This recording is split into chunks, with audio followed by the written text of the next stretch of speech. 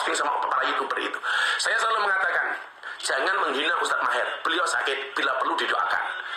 Bila perlu didoakan. Bagaimanapun juga beliau adalah orang Islam. Maka begitu saya mendengar tulisan itu, membaca tulisan itu di Facebook dan di grup-grup WA, betapa kemudian saya sangat kagetnya ketika kemudian Anda menghujat Gus Dur seperti itu. Na'udzubillah min dzalik, semua na'udzubillah min dzalik. Maka lumrah sebenarnya ketika orang kayak saya ini emosi, tapi saya nahan. Gak pantas lah kiranya saya harus teriak-teriak macam-macam. Tapi yang perlu Anda pahami, tolong penghinaan Anda terhadap Gus Dur, Anda segera insaf. Minta maaf kepada keluarga, kepada zuriyah.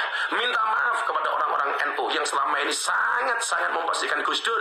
Bahkan mohon maaf, menurut kami Gus Dur itu tidak hanya sekedar kiai, tapi beliau juga wali. Ala inna awliya Allah la khaufun alaihim wa lahum yahzanun. Begitu istimewanya Gus Dur di mata kami. Kalau kemudian Anda ingin tahu fakta betapa Gus Dur itu hebat, kita lihat makamnya Gus Dur. Jarang ulama-ulama kekinian yang kemudian makamnya itu diziarahi sebanyak makamnya Gus Dur.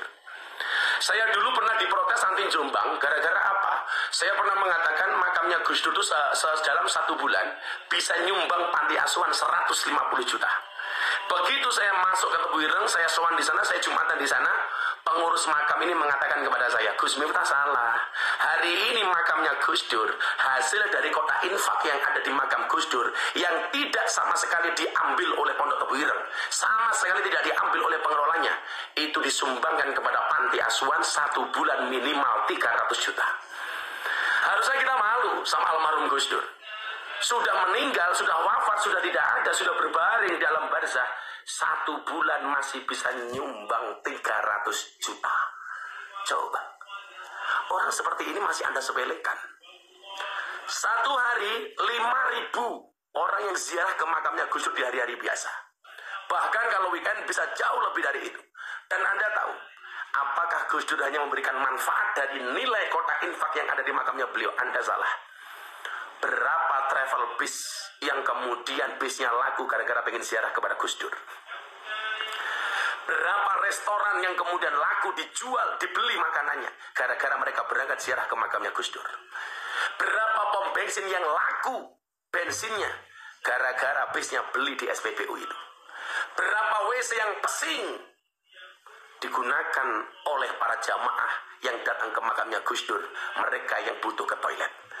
Berapa penjual yang ada di makam Gus Dur yang kemudian diuntungkan? Tukang parkirnya laku, semuanya laku.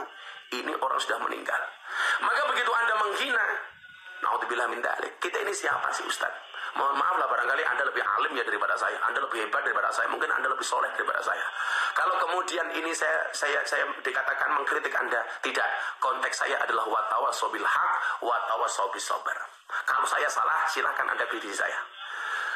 Besok lagi kalau Anda emosi, tolong yang dihina jangan Gus Dur, cukup saya saja.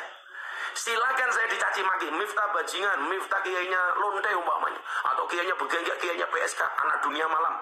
Bahkan saya disebut sebagai presiden para pendosa, saya nggak ada urusan.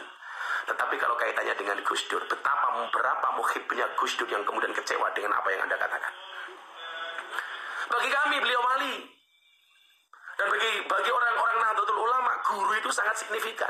Karena perintah Allah dalam Al-Quran, Fas'alu ahla dzikri in kuntum la ta'lamun. Maka pertanyaan kepada ahli dzikir ketika kamu tidak mengetahui sebuah persoalan. Dan kelasnya Gus Dur itu subhanallah, orang yang barangkali karena sudah tidak mengharapkan apapun dan tidak ada yang ditakuti kecuali Allah, bahkan beliau biasa membuli dirinya sendiri, gitu.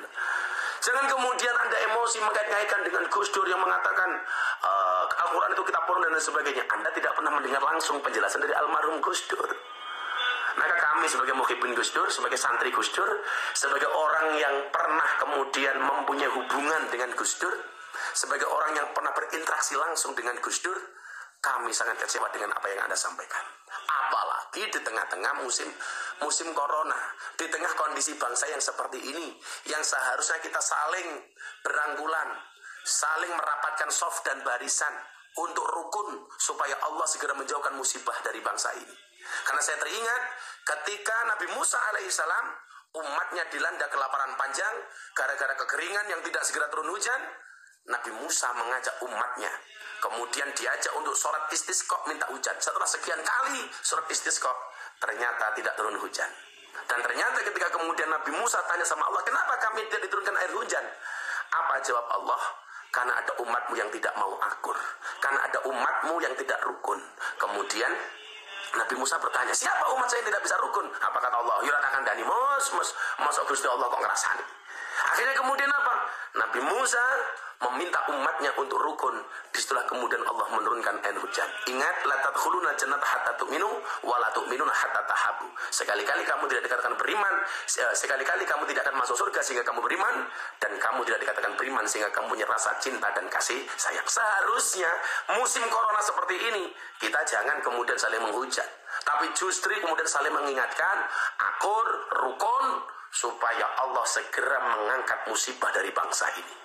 Jadi kalau bisa deh, Ustadz Mahir minta maaf sama zuriyah Gus Dur, kepada Mbak Yeni, kepada Bu Sinta Nuriyah, kepada Pondok Pesantren Tebu Ireng, dan kami semua orang-orang yang mencintai Gus Dur.